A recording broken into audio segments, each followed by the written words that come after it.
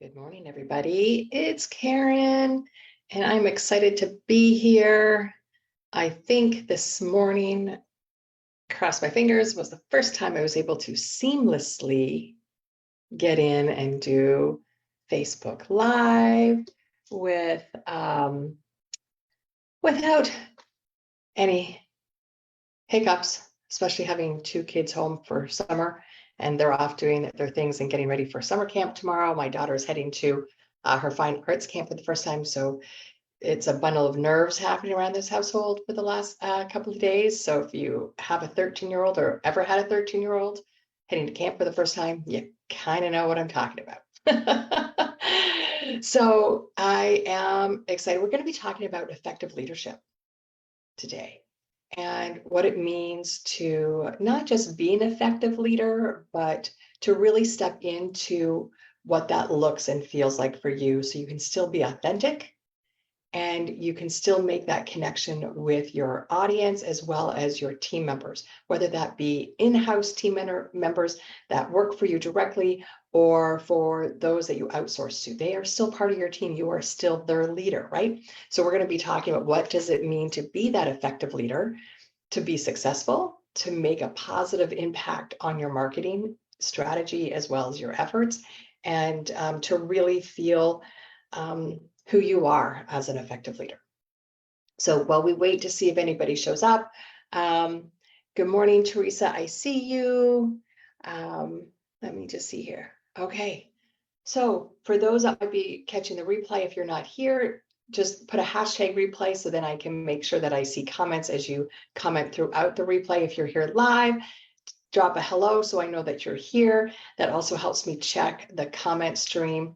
You're going to notice I'm going to look to this direction every once in a while, and that's me looking at my phone for comments, because with the Zoom, I don't see the comments on my screen in front of me. So I'm off to one side or the other, just checking comments. Okay, so I'm Karen Kleinwort, and I am your host every week for these live trainings. We pick a different topic based on what we've talked about in the past, what conversations have come up over the last 2 or 3 weeks. We kind of put together a program for ourselves within the community, over on the Women's Business Resource Community, as well as here inside the Facebook group. So then that way we're really talking about topics that are important to you as members and as small business owners. And my 20 plus years of coaching and consulting with startups and small businesses mean that I kind of come with a sense of experience as well as running my own business and helping others to succeed in their own businesses. As we go through this, drop your comments, ask questions. We're here to help you. This is what this live training is really about. As much as I have an agenda over on this side of myself, that I'm going to be kind of following along as a little ticker to make sure I hit all the topics that I want to make sure that we share. You guys will ultimately drive the agenda regarding this topic based on your questions and your interaction. Okay, so please don't be afraid to drop comments and questions you have, because this is what this is all about. This is about supporting you succeeding in your small business. And a small business doesn't necessarily mean that you're fully fledged and you've got everything done and you have clients and you're kind of growing and working it. It can mean you have an idea and you want to take that and implement it. And so you're here to learn strategies and solutions on how to take that idea and make it a reality. Or that you've jumped in and all of a sudden you're going, oh my God, what have I done? I don't know if I'm going in the right direction. And so again, we're here to support you. And this is why the trainings will range from brand management to marketing, to emails, to writing blogs, to leadership, to communication, time management. As a small business owner, we wear all the hats. And so our trainings are going to kind of hit different pieces of that. And if you are new, you can always go up to the guides. It's one of the tabs at the top of the group. And under there are all of the past trainings. And I've kind of got them categorized. So feel free to dive in and watch any of those as well. The most 2 recent live trainings are always pinned to the top under the featured section. So you'll be able to catch the last 2 weeks plus the current week. Okay. So as I pin, when we are done this one, I will pin this one to the top. And so it'll be this week's and last week's, and then the rest will be found under the guides. If there's a topic that you see or that we haven't touched on, or you want more information on, please send me a direct message so I know, okay? Because I can add that to the list. Adaptable, right? Being flexible and making sure we're meeting where you guys are. All right, effective leadership. Why do we need it? And what is it? So when you think of being a leader, what's the definition that comes to mind? What is the vision you see? So if you kind of close your eyes and say, good morning, Nicole. What is a leader? What does it mean to be a leader for me? What do you think? What's your thought? What's your perception of that? And I'm going to give you guys a few minutes to think about it and share your thoughts. Why take a drink?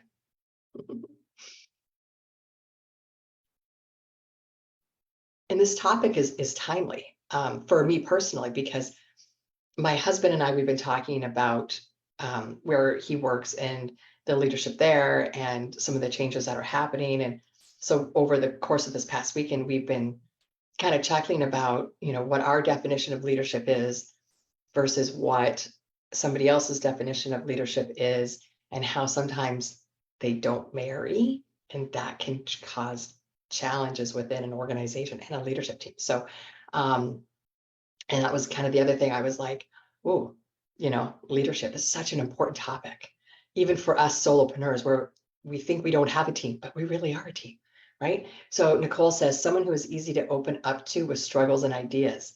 Yeah, that's a great leader, right? Like a leader who has that perception of, and we're going to talk about that too, right? We're going to talk about the emotional intelligence and being an empathetic leader and how that makes you really authentic. And it allows you to show how you're vulnerable, right? So for me, when I think of an effective leader is someone who leads without leading. And that might seem a bit odd, but when you think about it, they don't try to be a leader. They just naturally inspire and support others and meet people where they're at. And they don't have to make demands. Through their type of communication style, a really strong and effective leader is somebody who can bring people along, hear their ideas, hear their input, and acknowledge that, hey, they have a better idea than me. Just because I'm the leader in title doesn't mean I have all the answers or the ideas. That somebody else is going to have something better, or my way isn't the only way. So as a leader, I want to make it obvious that this is a collective and that I'm not the only one. I am not this directive, right? So that's kind of how because I'm not a micromanager. And I think the stronger leaders are the leaders that empower others to step into their full strengths, and they hire based on their gaps. And we're going to get into this as well, right? So we need to know as a leader what our strengths are and what our weaknesses are. And there is this gap between, and we are hiring for that gap. We're hiring to make sure that somebody kind of picks up where we're not the strongest, who can then mentor us in return. And that's another strong piece of leadership, right? Is knowing that we don't know everything. So we need to be learning as well. And we're going to get into that. So I forgot to turn off my notifications. Hang on a second. Hang on. That was loud. I don't know if it was loud for you guys. It was loud for me. Okay. Right. So effective leader, we're going to talk about what it means to build trust and inspire. We're going to talk about confidence and confident decision-making. And we're going to talk about empathetic leadership and emotional intelligence, kind of the three pieces of what it means to be an effective leader. Why is it important to be an effective leader? When you are leading people, whether it be a team, again, internal or external, or a combination of both, you're going to become more efficient as an organization and as an individual. You're going to have a better brand voice because it's going to be consistent. Because why? you're on point with your confidence and your decision making, right? You're going to be able to build success from the bottom up. That means when the people that report to you or work for you become successful, you become successful, right? We are not in this vacuum of success. It doesn't happen just because of us. It happens because of who's around us. And then with that, when you are more confident in your decisions and you are an empathetic leader and the people that work for you and with you are successful and you're more efficient, guess what happens to your lead generation? It goes up because people naturally, you're going to become that magnet. People are going to want to be around you. People are going to want to interact with you. They're going to want to listen. They're going to want to participate in whatever conversations you have. So that's why it's so important to be an effective leader. Okay. So let's see. First one, building trust and inspiring. When you think as a leader, what does it mean to inspire somebody or to build trust? So think about it within your own organization.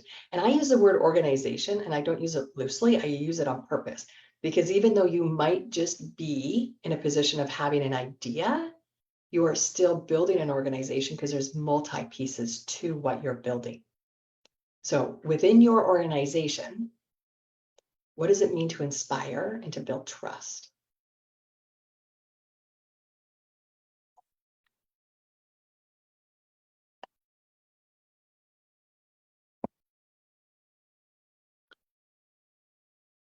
So for me, I want to be able to say, I inspire people by leading by example. That when I say we need to always be working on our skill sets, we need to be growing as an individual, we need to be working on our personal development, I'm modeling that for them. So I'm taking courses, I'm listening to podcasts, I'm reading books. Right? Good morning, Maria. Yeah, all right. Sleep is important. We're just talking about personal development as part of being an effective leader. So please know sleep is a number one priority. And if you didn't read the advice column over on the Women's Business Resource Community, we need to lead by example, exactly. That was one of the article on Monday actually talked about why sleep is so important to be an effective leader. So Maria, you're on point. You did not show up late. You showed up right on time.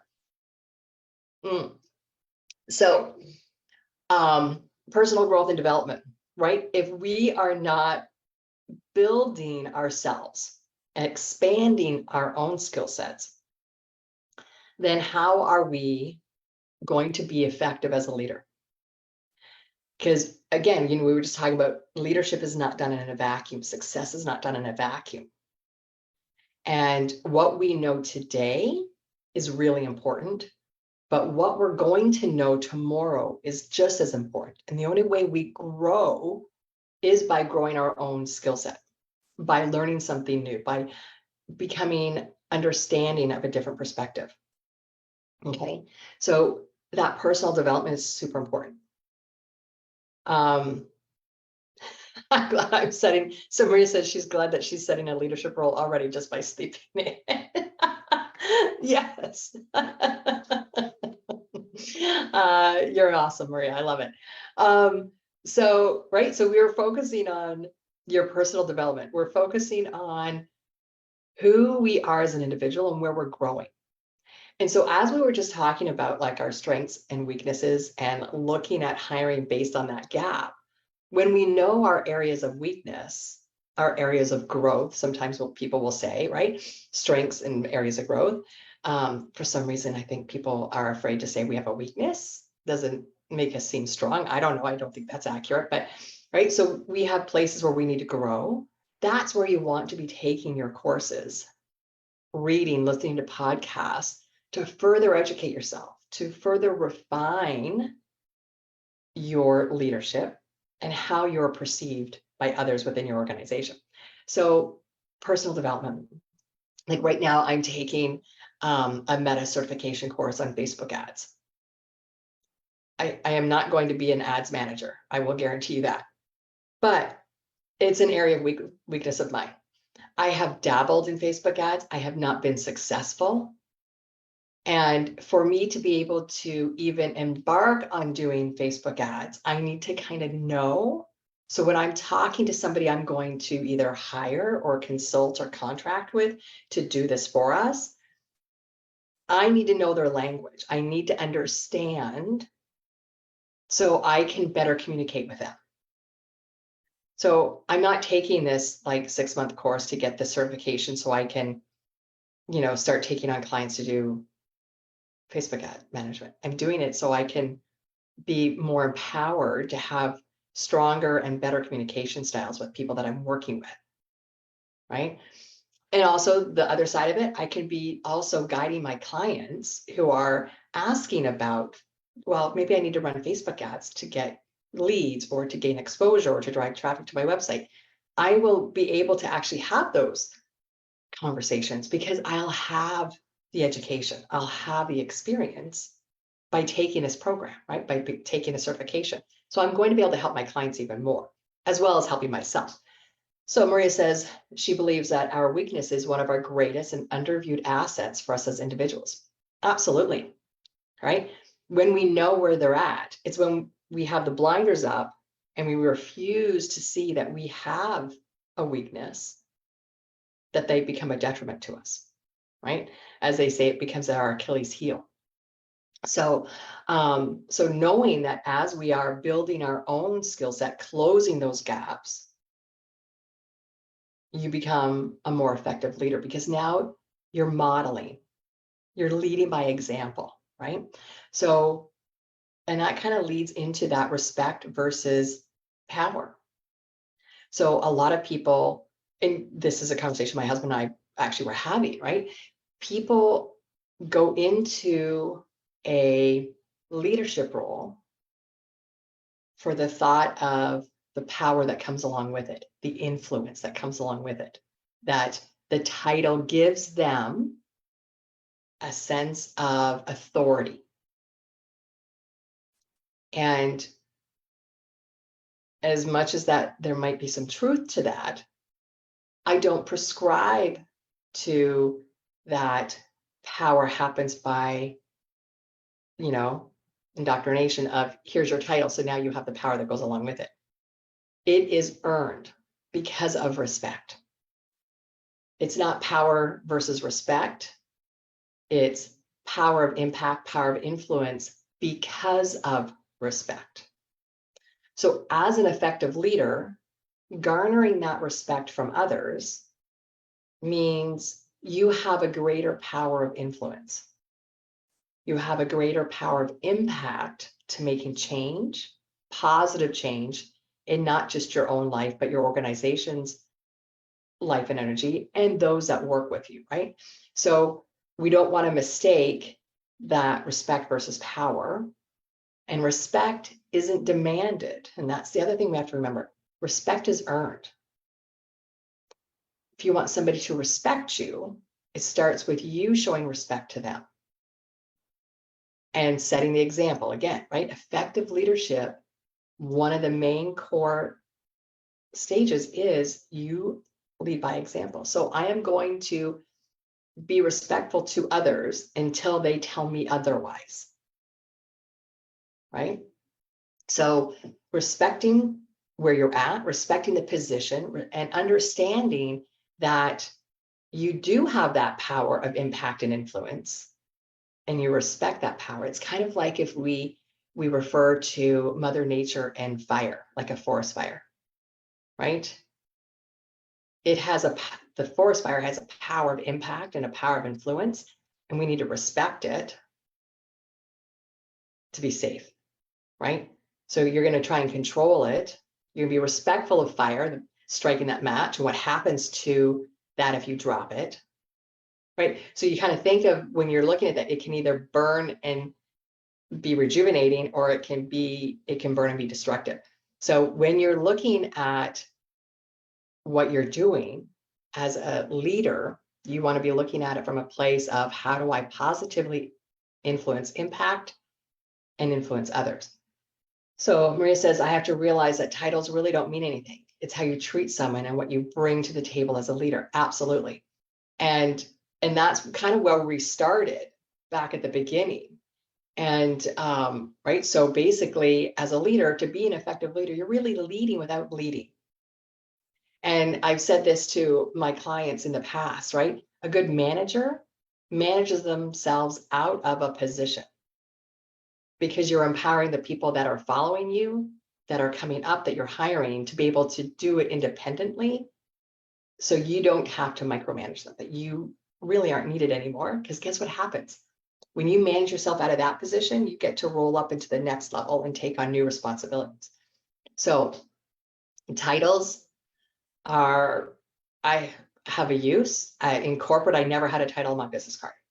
And it used to drive people crazy because I'd give them my business card when we'd be at a meeting and they'd be like, oh, and what's your title? And I'm like, Jane of all trades. Like I did everything for my company. So, I might have been sitting in a boardroom having, at a board of directors meeting, and then I might be doing, the stock trading the next day. And then I might be working with the engineers on what we were working on for the product development. It just depended on what hat I needed to put on. So I never put a title because all it did was pigeonhole me. And what I did for that organization, I couldn't be pigeonholed. I did too much, right? So you want to make sure when you're looking at what is your title, because people go, what's your title? What are you going to call yourself within your company? Because we get caught up in the excitement of, I get to hold that CEO position, right? So absolutely, Maria, titles really don't mean anything other than how people will perceive your role within your company, right? So respect versus power, focusing on personal development, and then really having a clear vision of where you want to take your company. Because when you're clear on where you're going to take it, then people will see that and can follow along.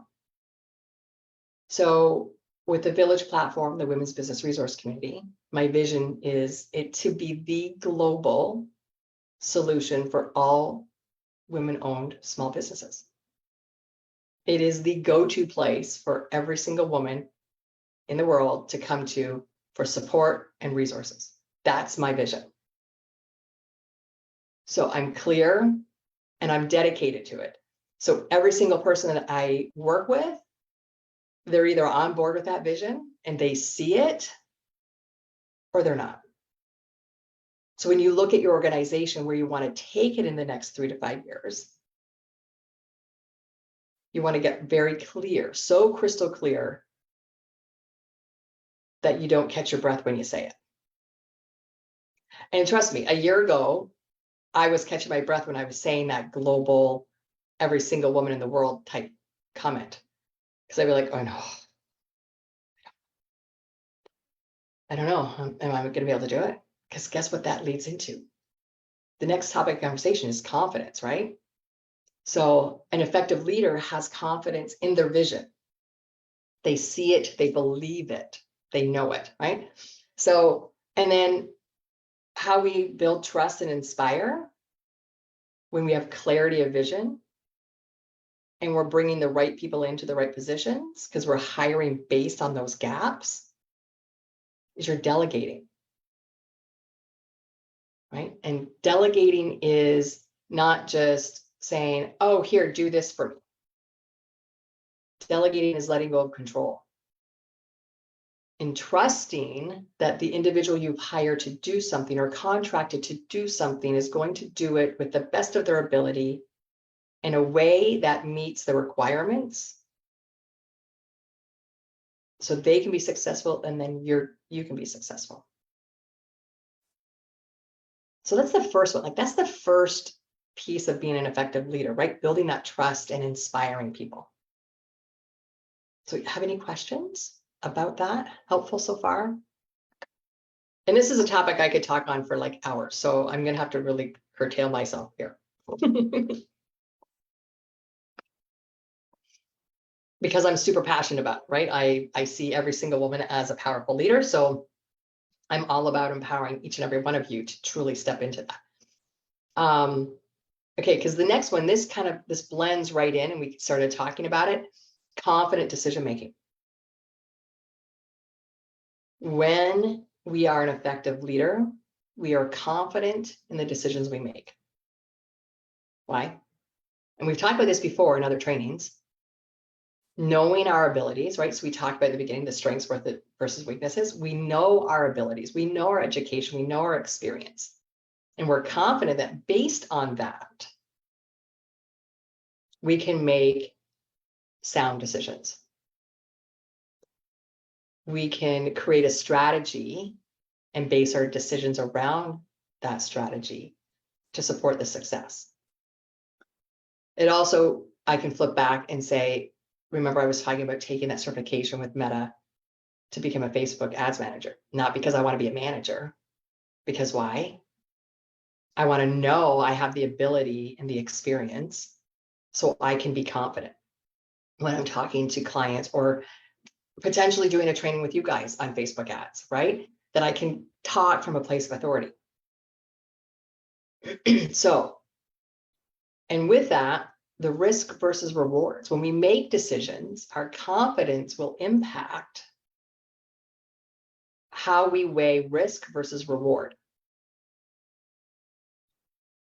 And understanding how we're willing to be wrong. Because I can raise my hand pretty high in this question. How many of you have made a decision and you go, that was the wrong decision? I shouldn't have made that decision. Oh, why did I do that? That was so silly of me. And it might have cost me money, or it might have cost me a lot of time. Or I may have been embarrassed by the decision because I've had to own my mistake. Right? Have any of you ever experienced that scenario where you've made a wrong decision regarding your business? Yeah, Maria says me. Yeah. And I liken this to, I remember I was learning to downhill ski with my sister, and like I kept falling and I was so frustrated. And she said to me, if you're not falling down, you're not learning because you're not pushing yourself outside your comfort zone. You're not improving your skills. And that really stuck with me because it's true in business as well. If we're not willing to kind of push ourselves outside of that comfort zone and be okay with falling down and making a mistake, then we won't know what we don't know. We don't know where we need to improve. We won't know what skills we actually need to have, right? So you're going to make a mistake. And as an effective leader, you need to be able to raise your hand to your team and say, I screwed up. I needed to make this decision instead of that decision. And be okay with eating crow, as I say, right? And going, yeah, that was messed up. I shouldn't have done that. Sorry, guys. That was costly, both time and money, potentially, right? And owning that mistake. So, and through every mistake, there's a lesson. And so knowing that what your clear vision is, right? So when we have a clear vision, we can anticipate. So then if we make a mistake, we can say, oh, how did I get that wrong? So you can revisit it with your team and say, so the vision was X. We made this decision. It did not support the vision in the end. Where's the misstep? Because again, that comes back to communicating, right? Having that open dialogue. And that's part of what we'll talk about next, right? Being an empathetic leader. But open communication, both your verbal and nonverbal, showing people your communication, right? Your nonverbal supports what you're saying, right? Because remember, 93% of how we communicate is nonverbal. 7% are the words we're using. And 93% is everything else. It's our tone, it's our inflection, it's our body language, it's our eyes rolling in the back of our heads. I laugh because my daughter and I were having a conversation yesterday, and I made a comment and I rolled my eyes at the same time, and she looked at me and I said, yes, I looked at the back of my head when I rolled my eyes that big. right? And it was just the conversation we're having. She's 13, she got a chuckle. So, but owning up with our communication and knowing that we are being authentic and we are understanding that our actions, our physical actions, match those words. And that leads right into the last part of making decisions, right? We were kind of talking about it, is taking responsibility and just kind of raising your hand and saying, oh, I screwed up. Like I made a bad decision. And sometimes we need to ask for forgiveness instead of permission. And as a business owner, who are we asking permission of? Ourselves, right? So when we are making a decision, the buck stops with us. So we need to be able to look in the mirror and say, I'm going to make this decision because I'm confident in my vision. I have a strategy that I'm going to implement along with this decision. And I truly believe, based on the information I have today at this exact moment, that this is the best decision for myself and for my business, for my clients, for my team. So this is the decision I'm going to make. And then you make the decision, right? Because now you have confidence, you kind of check the box. And what you have to remember is tomorrow you may learn new information that completely is like the head slapper, right? Like, oh, if I had known that yesterday, I would have made a completely different decision. But you don't know what you don't know. So being confident in what you do know, making the decisions based on that. And then if you find out contradictory information the next day, the next hour, 5 minutes later, that you acknowledge it and go, I didn't have that information before. Can I adjust my decision? And if I can't, how do I resolve it before we get too far into it? So taking responsibility, communicating, making sure that they line up verbal, nonverbal, right? Understanding what is the risk versus reward. Is the reward far greater than the risk you're willing to take? Or is the risk too great for the reward that you might end up with? Knowing where your abilities are, where your strengths, where your weaknesses are, where the gaps are, understanding your experience, right? That's your package when you're talking about making confident decisions. Okay, so building trust and inspiring and confident decision making. The first two elements of being an effective leader to building a business to succeed, to growing and meeting those goals. Okay, the last piece, and we've touched on it in both of those, is being that empathetic leader. And when you think of empathy in the form of a leader, whether it be within yourself or somebody else, what comes to mind? What are the characteristics that you see in an empathetic, effective leader? Roxy is grunting in agreement.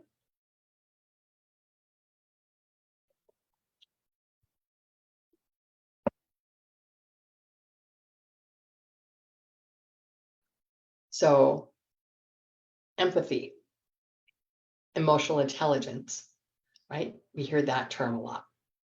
It was a big term that you would hear for several, likely the last 5 or 6 years. You heard it a lot. Everybody was talking about EI, emotional intelligence, as a leader, right? Books written about it, trainings, how to increase your emotional intelligence, et cetera, et cetera. So emotional intelligence, empathetic leadership is active listening.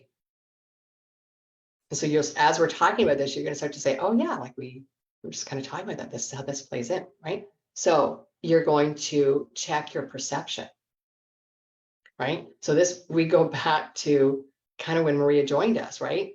And we were talking about sleep. So perception, being able to adjust your perception to see things different.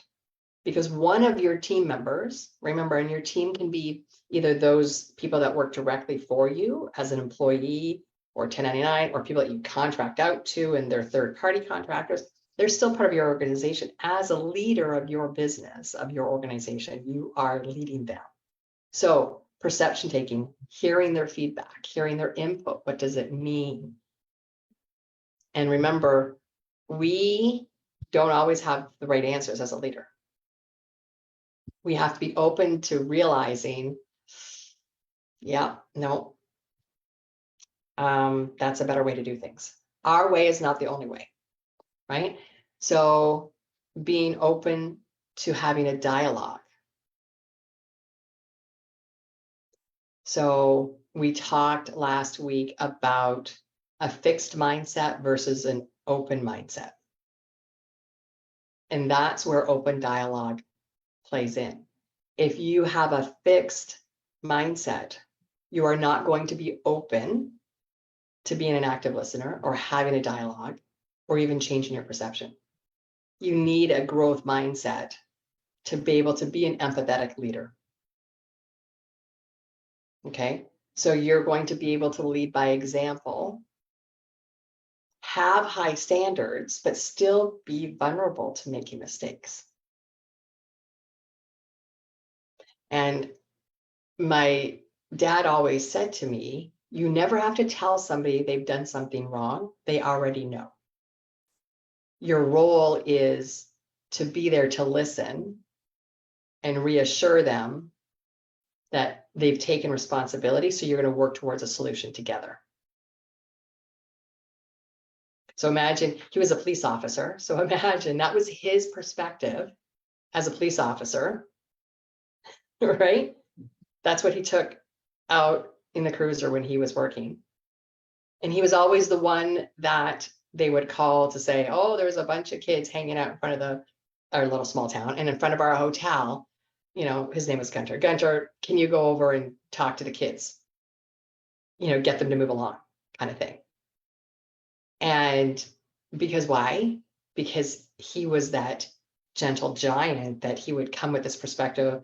He'd sit down and say, what are you guys doing?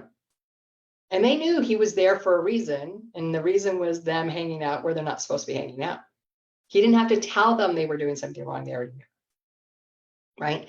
So then it was, how do they create a solution for them to move along without any arguments or dissent kind of thing, right?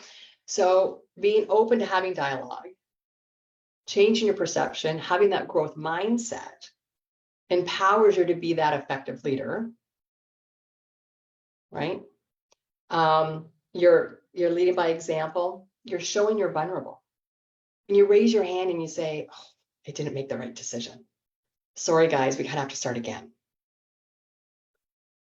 You know, eating humble pie does not taste good, but boy, is it powerful. Because it reinforces the individuals that work with you and for you or report to you that it's okay to make a mistake. If the people that you work with feel they can't come to you and own up on the mistake they've made, or that, oh, Karen, I know we talked about it. I can't remember what you said. I'm so sorry. I was listening, but I'm looking at it and I just can't figure it out. Can you show me again? To me, that takes confidence. And it's somebody who's coachable and trainable because they're okay asking questions and asking for help. So I need to be okay asking for help. Right? So I'm going to do that. I'm going to have a standard. I'm going to set the standard because I'm going to live that standard. I'm not going to ask somebody to do something that I haven't either already done or that I'm not willing to do myself. Right? Which I think, I don't know if any of you watch it, Undercover Boss. I think that's what it's called. Right? Where CEO of companies go in and kind of do the jobs of the lower entry level positions. It's quite powerful to watch because they get their eyes opened to the reality of working conditions and the life of those employees. Because when you're in a bigger company and you're at that C-suite level, you can sometimes get disconnected and you forget.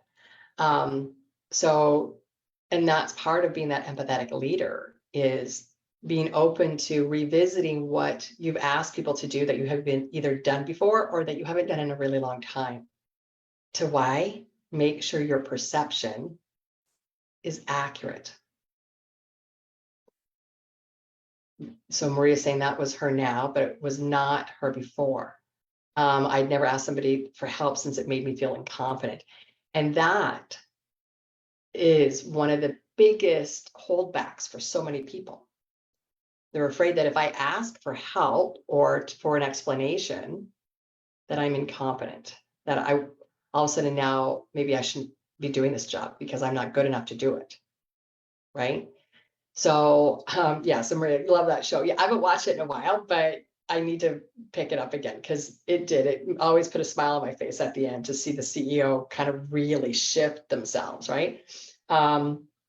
So this brings us into, right, when people come to us and ask us as a leader for help or for input, then we have to be able to, and this is where the emotional intelligence comes in, is how do we manage our own emotions? And how do we respond to their emotion? Right? So, and emotions can be a tricky thing. And at the very beginning, I was saying, my 13-year-old, she's heading off to fine arts camp tomorrow. And so emotions are running high. So, and if you've ever had a 13-year-old girl heading off to any type of overnight stay camp for the first time, you understand the intensity, the anxiety, the concern, the fears, right? The gamut of emotions that are happening at any given moment, right? So me being able to manage my emotions to support her are super important right now. That doesn't mean to say that I'm not emotional, right? And that I don't have my own fears or my own concerns. I do, right? Like just thinking about it, I can get teary-eyed and go, oh my God, she's gonna be away for like 14 days, right? So it's knowing for employees or people that we work with or contractors, when they come to us and they have to admit a mistake. Oh, Karen, I'm so sorry. I did this and I totally screwed up. I did it wrong. I misunderstood the directions. My initial response potentially could be, I'm going to hit the roof and be angry. And it'd be warranted, right? To a certain extent. They're like anger and frustration. There's going to, when somebody screws up, there's going to be some level of that. But how do I manage that? How do I become aware of my own feelings and emotions to make sure that I don't overreact and I provide, as I was saying before, that open dialogue opportunity? Because when we go back to having that clear vision from the first piece, right, when we can anticipate potential mistakes. So as a leader, I'm going to make sure when I delegate, because remember, we're talking about one of the things we want to do is we want to be able to effectively delegate, is that there's a chance, anticipation, that they're going to misunderstand us. Because even though I'm speaking the same language, there still could be a miscommunication somehow. What I say is not what they heard. My body language, my nonverbal didn't match the words, so therefore there was a misunderstanding. So when they come to me and say they made a mistake, I need to be able to kind of go, okay, how am I going to articulate my true feelings so I can still be authentic without being rude and ineffective? Because my response is going to dictate if I am in that moment an effective leader or not.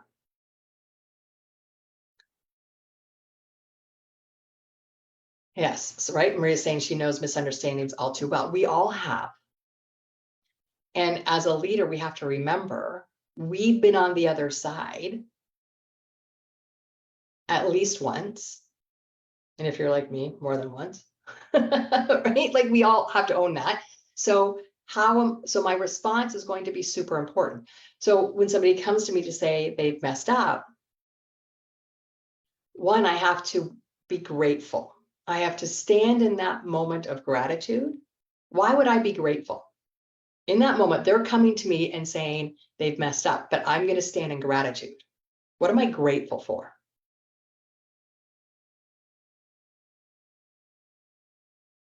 What do you think I'm grateful for in that moment when they're about to tell me something really bad, not very good, that potentially could cost me time and money? Why would I be grateful?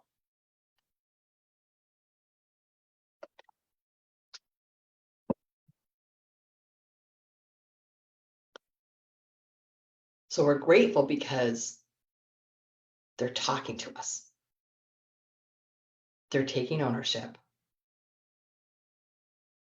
And they're willing to take whatever consequences are about to be handed down. And I know that sounds bad, but I'm just saying, right? Those, in very straightforward terms, those are the three things. Exactly, Nicole says, so it can be fixed, right? Okay, just one second, Maria. I'm going to read her comment in a minute. Maria has a great question. So, right, I want to be in gratitude because I want to acknowledge that to them. I want to be able to say, and I'm going to use Nicole as an example, since she said, so it can be fixed, right? Nicole, I'm really grateful that you've come to me and shared just what happened, the mix up. Where do you, and I'm going to ask her the question because I want clarity. Where do you think it went wrong? What step do you think was misstepped? Because I want her to reflect, or him, I want them to reflect on the situation, because why I want to create that open dialogue. And I want to show them that I am willing, as a leader, to hear them, that their voice matters. Because they may already have the solution. They just want to share with you what happened, what went wrong, and make sure that you're on board with the corrective action. Right? So asking them that open-ended question allows them to come forward and with their solution. Right? So again, going back to that clear vision, you want to make sure that part of that clarity is there's always a solution. No matter how bad something might seem, there always is a solution. And we may not like the solution, but there will be a solution. So yes, and Nicole says it helps them learn, right? Because we are all about learning. We, as human beings, we are here to learn. We're here to experience emotion and learn. We are not born knowing everything. Well, let me clarify that. I believe we know everything. We are here to remember what we know. And that's the learning process. So Maria says her question is, how do you correct a misunderstanding when someone doesn't come to you on a personal level, but gets a third party and everything gets blown out of the water? Great question. So let's walk through this, because this is the leadership piece, all in a nutshell. So I'm thinking through. So I'm going to make some assumptions in this scenario that Maria's presented, okay? Because one, I want to protect the privacy of the situation of individuals. So I'm going to make some assumptions so we can talk in general terms. So when there is a misunderstanding on a personal level, the one assumption I'm going to make that there is a professional relationship between the two people. That this isn't like a personal friend-to-friend situation. This is a business, so contractor, contractee kind of thing. Okay. So if there is a misunderstanding from an instructional perspective, that I have given instruction to this person, there was a misunderstanding, and they don't come back to me, but they go to a third party, and that third party comes at me. So that third party most likely is some sort of moderator. That's my other assumption, right? So business, contractual, two people working together, misunderstanding, and then a moderator comes in to try and potentially come up with a solution, but instead it blows up. So for me as the leader, I'm going to sit back and say, Where did I go wrong in communicating my vision and instruction? I want to get very clear on where the mix-up from my part happened. So the other thing I like to tell people, when somebody wants to say you did something wrong and they're going to point the finger, right? So in this instance, the other person's pointing the finger at me saying you did something wrong. Okay. So I have a hair stuck to my face. That's why I keep it to my face. So, right. So they're going to point the finger and I'm doing it on purpose to show you guys. So this finger is pointing from the person to me saying I did something wrong. So that is, and I'm going to turn my hand. Look, 1, 2, 3, 4. One finger pointing outwards towards the other person. 3 are pointing where? Back at me. So percentages, 25% is that person, 75% is me. So when I want to point the finger and say, they did something wrong, you did something wrong, before I point the finger, I need to make sure I go through that 75%. What did I not clearly communicate? What were my expectations? I have high standards. Remember, we talked about standards, but still being vulnerable and honest. So what does that mean? So if I wasn't effective in my communication, if I wasn't clear on my expectations, and what were my solutions that I shared? So if there's a mistake, did I already say to them, come to me? Did I set that expectation that any questions come to me? Did they feel they had an open forum, an open door policy with me to come to me? If they didn't come to me, but they went to a third party, that means I did not have that open dialogue. I did not portray through my communication that there is that open dialogue. That's me doing self-reflection, right? So we very first thing when we build trust and inspire, we go back to focus on personal growth and development, respect versus power. So this is, how do I respect myself and still respect them? So solution, right? So if I go back up to Maria's question, I got to scroll back up for a second, right? So it was a misunderstanding. So this comes back to, what is your relationship like with that individual? Is it a strong enough relationship? Are they open enough for you to be able to go to them and say, listen, like, I understand that X, Y, and Z is the moderator because you feel that there was a misunderstanding. I would like to address it directly with you first before we bring in a third party, because now that's not helpful. That's not solution oriented. That's putting the cart before the horse, because we haven't tried to have an open dialogue and an open communication and come up with a strategy and a solution to overcome what's before us. So before you have that conversation, you need to know exactly what you're willing to do. What are you willing to give? And what are you willing to take? So, and it might look something like, so, and I'm going to use Maria. So Maria, you know, we had this contract, and it seems like there's been a misunderstanding because I've been contacted by X, Y, and Z moderator. And I appreciate that you think we need a moderator, but I'd like to have an open dialogue with you first, because I want to hear it firsthand from you. And please know I am willing to hear anything and everything that you have to say, because I've been doing reflection and I may have an idea of where maybe I miscommunicated or I wasn't clear enough, but I'd like to hear your side first to confirm my own understanding, because it's a growing opportunity for me and for my company. Right. And if they are saying, nope, deal with XYZ moderator, then you've done your part. you can take solace and confidence in saying, I tried to have an open dialogue. I tried to be corrective on a personal level to build that trust. They didn't want it. Okay.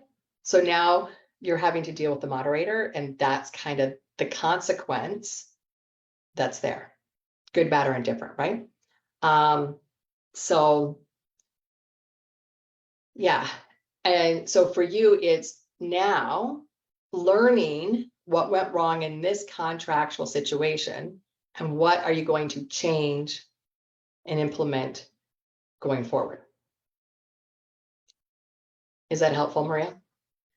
I'm kind of, yeah. Okay, yeah, so right, so Maria thought she had an open communication at the time. Right, so, and so this is my challenge to you. This is where the coaching comes in, right? You thought, but did you know? So as you go back and reflect on those initial conversations, what made you think you did, but in the end you didn't? There will be breadcrumbs there that will show you, and they'll be kind of like little pink flags to say, oh, okay, yep, now you know. And then you're going to take that and you're going to implement whatever change moving forward. Okay. So the only caveat to all of that scenario that we just kind of walked through is if it is a legal situation, you may not be able to contact the person. And I'm saying this in general. I'm not saying this is in relation to Maria's situation at all. I'm saying in general, if the third party is a lawyer, there may be constraints about direct communication, and you want to and need to honor that. So every situation is going to be different for that type of conflict resolution. That conflict will happen. Misunderstandings will happen. It's how we learn and grow from them. And they're super uncomfortable, but you'll be stronger in the end because of it. Okay, any questions? Like, I mean, that was quite a bit, right? We're talking effective leadership. We talked about building trust and inspiring and confidence decisions, being an empathetic leader, understanding our emotional intelligence and how we respond emotionally to situations, right? And so thinking versus knowing, super important, right? So being an effective leader really means knowing how you're going to have a clear vision, how you're going to communicate it, how you're going to believe it inside and out, that you ooze confidence around it, right? Because that leads to a stronger brand voice, a stronger messaging to people, and it inspires from the ground up, which means, guess what? You become that magnet for people to just want to be around you. And your lead generation starts to improve because of that. So questions? Helpful? Insightful? What you guys got? We got a few more minutes here.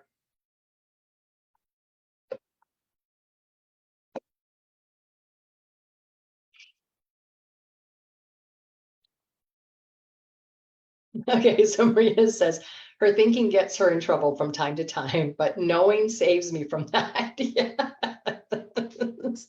So, and I do want to make a comment on exactly that, because nobody is immune to it. We all do it in one form or another. We overthink, we over strategize, we, right, all of a sudden all of this doubt comes in because we're overthinking, we're going to that extreme. And we've talked about this before. Maybe it's time that we talk about it again in another training, but you know, you guys know my little negative Nelly. She gets in my way sometimes. So we give her the floor, right? So I set a time and I'm like, okay, Nelly, you got 5 minutes. Say what, all your negative Nelly crap, get it out, get it off, right? So, so make sure you honor that, right? So, oh, good. I'm glad, Maria. You're welcome. I'm happy to share. So, so when we get into that overthinking mode, remember, give it a voice for a few minutes, but it's got to be a time limit. So then you can shut it down. Okay. Yes. Yeah. So the training, it's got to be under the guides. I'm going to have to go back and look, but it might be time for us to revisit it. So, okay. Is there anything else we want to talk about in the last few minutes? So, all right. If not, thank you for being here. It's been wonderful. It's been amazing. And wish me luck. It's going to be an emotional day tomorrow, taking my daughter to camp for the first time. She'll be there for almost 2 weeks. I've tried to explain to her that it'll be an emotional drop off because it'll be the first time, and it'll be an emotional pickup because you won't want to leave all your new friends. So I wish all of you a beautiful day, and reach out if you guys need anything. If you guys have any topics that you want me to talk about, I'll weave them into, we have the list all kind of created for the weekly trainings, but we adjust it as necessary. So if you've got any topics specifically that you'd like us to talk about, then feel free to let me know. Again, under the guides are all the past trainings. They should be, there's a few there that the recordings didn't save, but you should be able to find all of them there. All right. Okay. Have a beautiful day, and I will talk to all of you guys soon. Thanks for joining us.